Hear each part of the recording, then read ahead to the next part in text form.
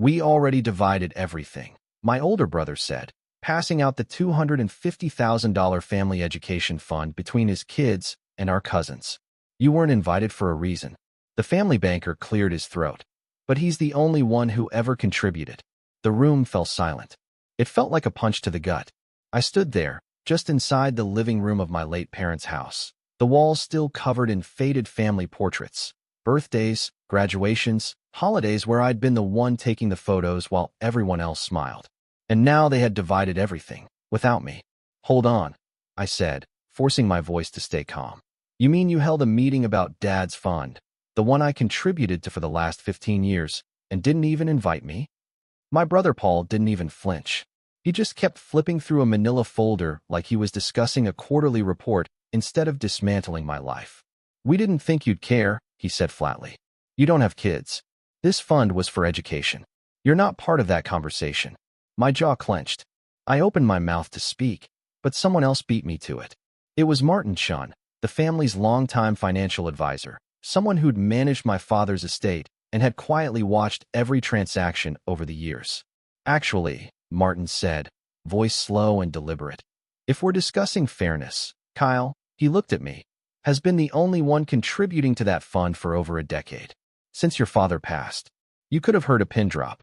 Paul's eyes narrowed. That's not true, he snapped too quickly. His wife shifted uncomfortably beside him. Our cousin Jen coughed into her sleeve. Martin didn't blink.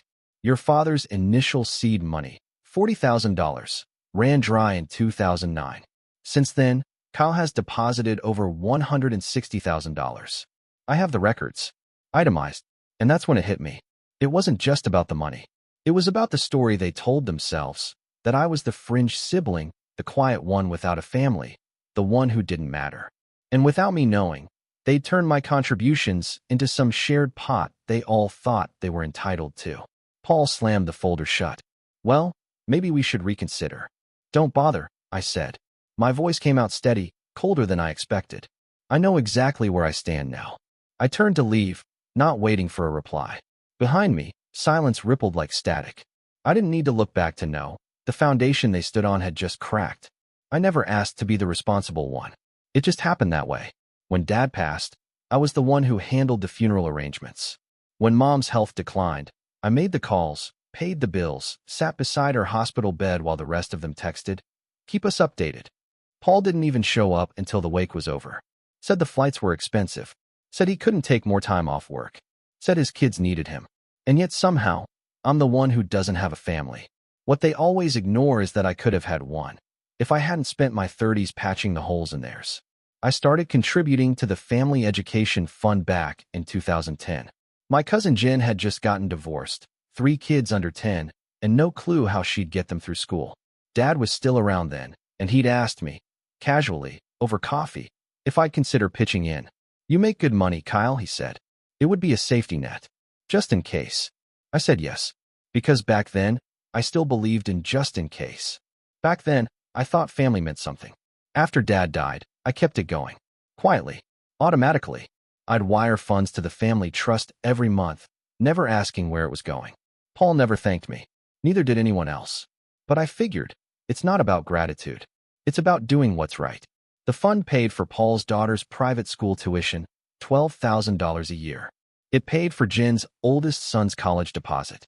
It even helped cover Paul's emergency mortgage payment once. Just until the bonus clears, he said.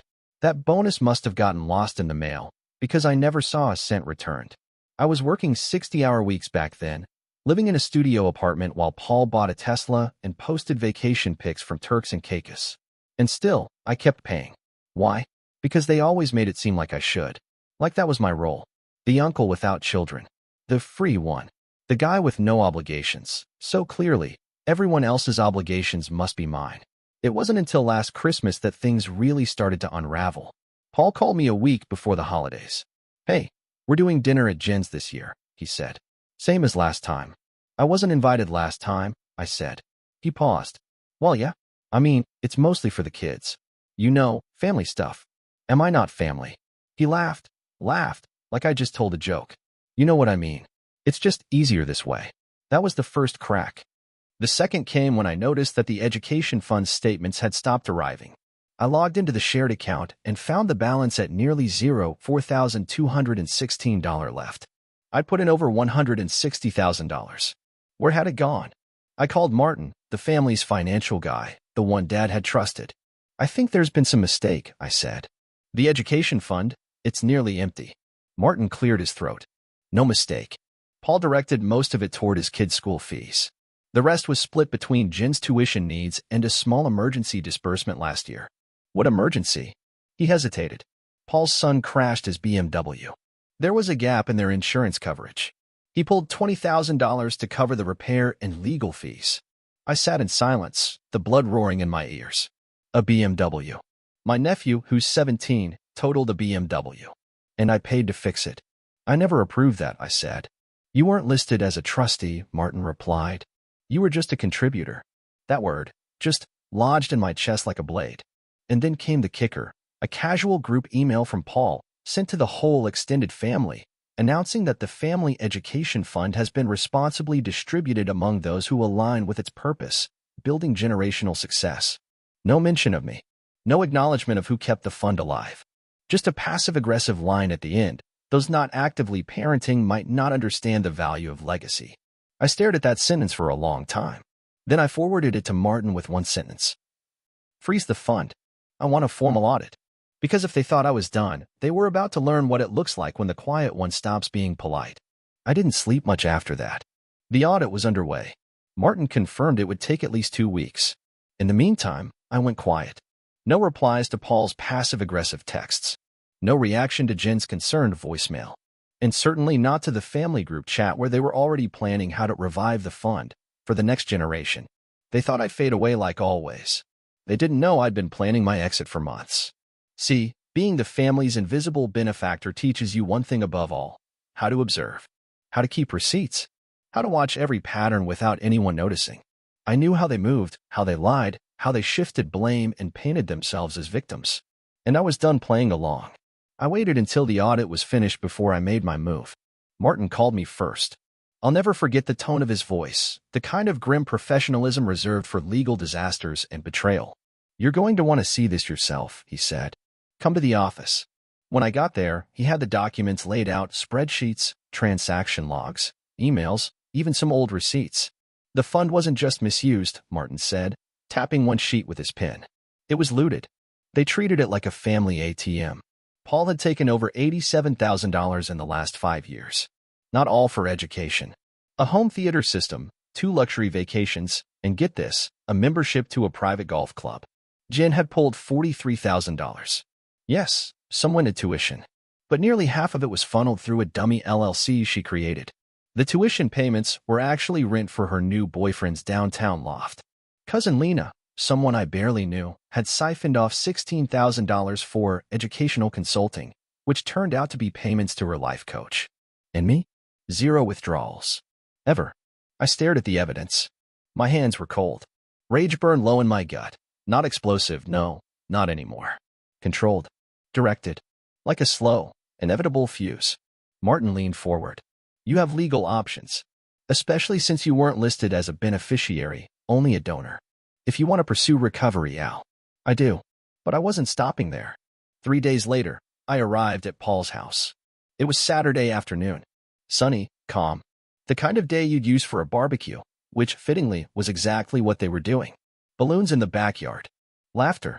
The sizzle of meat on the grill. Dozens of cousins and in-laws. All of them in on it. All of them with their hands in the fund at some point, directly or indirectly. I waited until Paul stepped away from the grill to grab a beer from the cooler. That's when I walked in.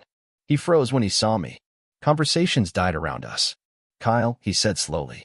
You weren't invited. I said. Yeah. I got that message loud and clear. Jen appeared beside him, wine glass in hand. Look, if this is about the fund. It is, I cut her off. And the lawyer I've hired to sue all of you would really appreciate if you didn't say anything self-incriminating right now. Dead silence. What? Paul snapped. You're suing us? Yep. He laughed. That panicked, ugly kind of laugh. You're seriously going to throw your family under the bus over money? It's not about the money, I said. It's about accountability. There were serious irregularities in how the fund was used, misrepresentations, missing records, and unauthorized decisions. Martin has documented everything. You're bluffing, Jen hissed, face flushing red. Nope, I said, holding up my phone. Want me to read you the part where you claimed rent on a property you don't even live in? Paul lunged toward me. You can't do this. You're family, I said. Funny how that only matters when you need something from me. My voice was calm. That's what made it worse. I wasn't yelling. I wasn't crying. I was done. I'm freezing all remaining assets tied to the education fund, I continued. Your kids' tuitions? Not covered. Your emergency buffer? Gone. And by the way, you'll be receiving letters of demand within the week. Full repayment. Interest included. Someone gasped. Probably Aunt Claire. Jen stepped forward. This is insane. Do you know what this will do to us? Do you know what you did to me? I said. I turned toward the crowd. The rest of the family. The ones who stood by.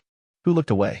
Who whispered behind closed doors about how Kyle was too serious, too single, too generous for his own good. You all let this happen, I said. You took my silence as permission. You thought I wouldn't notice. That I'd just keep giving. Well, here's your notice. The bank is closed. I turned and walked away, leaving behind the stunned faces, the awkward whispers, the burning meat forgotten on the grill. They thought I would crawl away quietly, like I always did. That I'd mutter some hurt words, maybe cut off contact for a few months, and then come slinking back at Thanksgiving with a bottle of wine and a forced smile. That was the pattern. But this time, there was no pattern left to repeat. This time, I walked away and didn't look back, and I made sure every single person who ever cashed in on my silence watched the truth unravel. The audit was the match. Martin's final report hit like a bomb. It didn't just expose the theft. It named names, detailed accounts, attached email printouts, and bank transfers. You could see it. You could track the betrayal line by line. There were no misunderstandings. No room for spin. Just cold math. Paul, $87,462.34 tuition, luxury travel, even 2 season tickets to the Lakers. Paid in full by the same fund he claimed I had no stake in. Jen, $43,000 tuition assistance for her kids that somehow included Botox treatments, a Peloton subscription, and brand consulting for her lifestyle blog that hadn't posted since 2018. Lena, $16,700, supposedly STEM curriculum development for a nonprofit that didn't exist on paper. Martin called the address listed. It was a bakery. Total damage, over $150,000. Total contributions from anyone else? $0. I stared at that report for a long time. Then I poured a whiskey, opened my laptop, and started writing letters. Not emails. Letters. To the fund administrator. To the state ethics board. To my lawyer. And finally, to every person who ever benefited from that fund without even bothering to ask where the money came from. I wasn't asking for apologies. I was coming for reparations. The first to crack was Lena. She called me crying. Big, dramatic sobs. Claimed she didn't know it was that bad, that she thought Martin had told me about the extra withdrawals. That it was just temporary. I was going to pay it back, she whimpered. You never even said thank you, I replied. That shut her up. I told her flat out. Settle or see me in court. She caved within a week. Signed the repayment agreement, agreed to public acknowledgement, wired $5,000 as a first installment. It wasn't about the money. It was about her name in writing, admitting what she'd done. Then I went for Paul and Jen. I didn't contact them directly. I let the lawsuit do the talking. They were served on the same day, one in the driveway of his overpriced rental, the other at her favorite yoga studio. I heard Jen screamed at the process server. Paul tried to offer him a beer. Classic. The public fallout was glorious. Paul lost his job within 2 weeks. His company couldn't have someone on payroll facing financial fraud charges, even if it was just family stuff. He tried spinning the story on LinkedIn, posting some pathetic reflection about the importance of transparency and legacy planning. At PDA asked about embezzlement workshop. His wife found out about the Cabo affair buried in the audit. He'd charged the whole thing to the fund, right down to the champagne and spa treatments. She filed for divorce immediately. Took the kids. Left him with the mortgage, the Range Rover, and the disgrace. I drove by his house 2 months later, foreclosure sign on the lawn. Place looked like a ghost town. Jen went down slower, but harder. She tried to spin the narrative, as always. Started posting family first quotes on Instagram. Turned off comments. But the Whisper Network did its job. Parents at her kids' school found out. Her blog partners ghosted her. She showed up at a PDA meeting and someone asked, dead serious, if she'd teach a workshop on how to embezzle from your own relatives.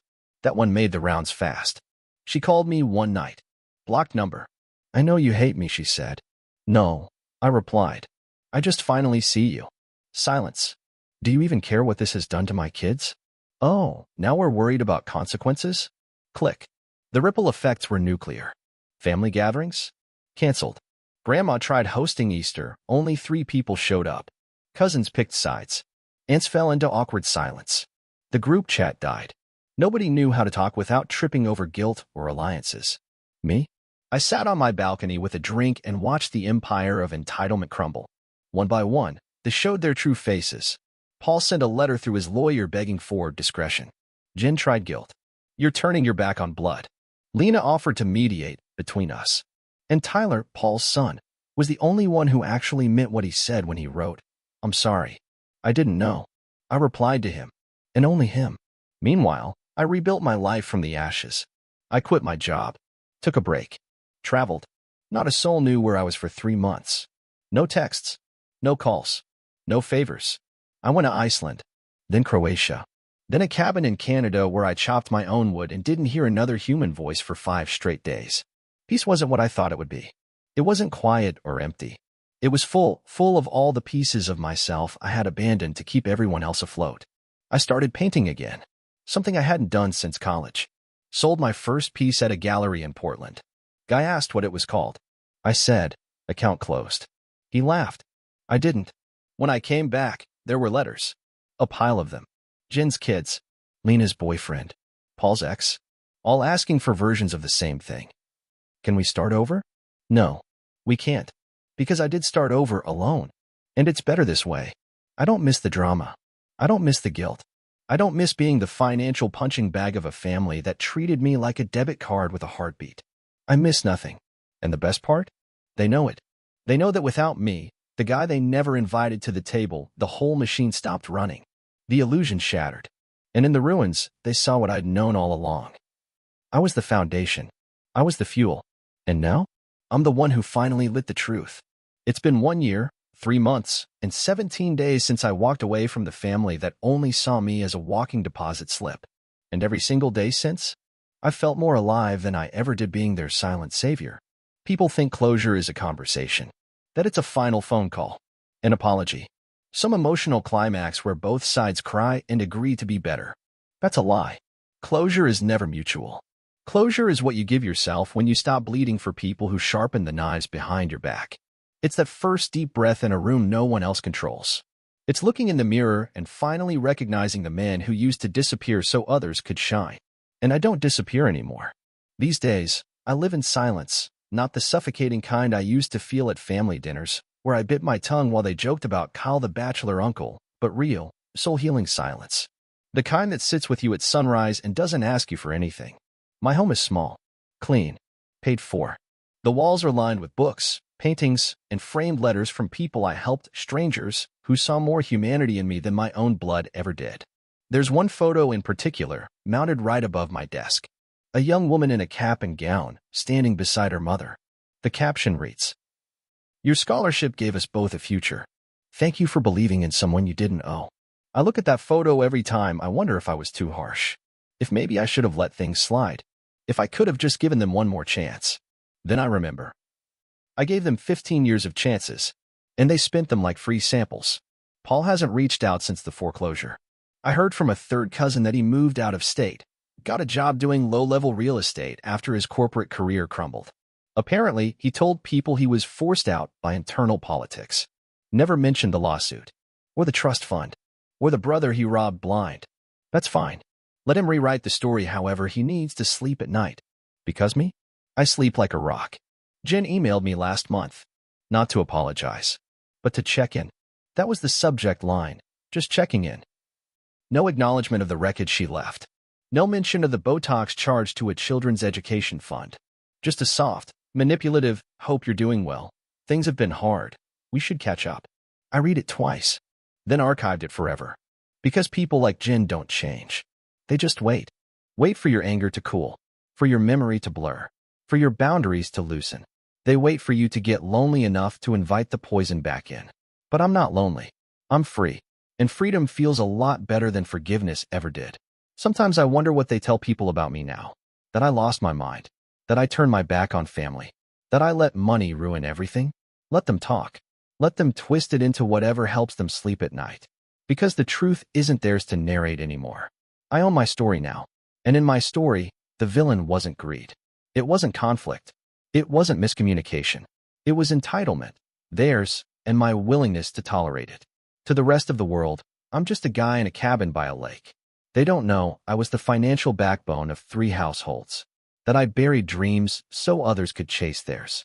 That I handed out lifelines to people who never learned how to swim because they were too busy floating on me.